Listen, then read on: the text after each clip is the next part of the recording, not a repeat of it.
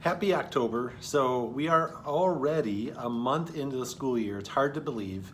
October is actually ADHD Awareness Month. So as some of you may know, ADHD, or even if it's not a diagnosed ADHD issue, but a child who struggles with attention or an adult who struggles with attention, is the most common diagnosis that we actually work with.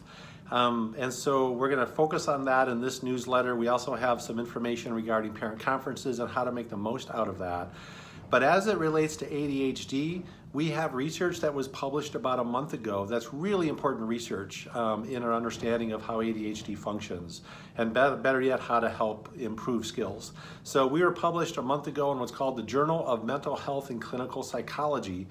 The summary of that research is in this newsletter, but to give you a really quick high-level synopsis, it basically says that if you're just trying to treat ADHD with medication and those types of approaches, you very likely are falling short. The reason for that is when we test individuals who have ADHD, what we find is ADHD is actually the fourth lowest skill, not the lowest skill. So why is that important? It tells us that when someone has an attention issue, very often the issue is not actually attention.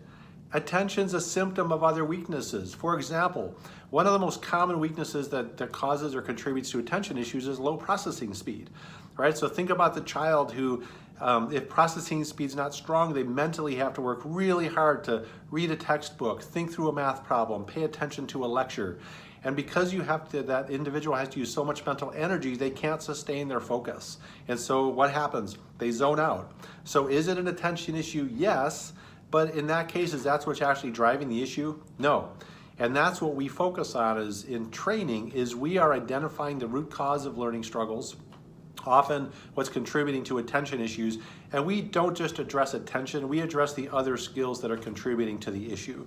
So if you have a child with attention issues, call us this month to get assessed, because it can really give you insight into why your child might struggle with attention. More importantly, how to improve skills so that it becomes much less of an issue and you have a child who can stay on task, tune out distractions, multitask, things like that. So have a great October. We would love to see you in the center.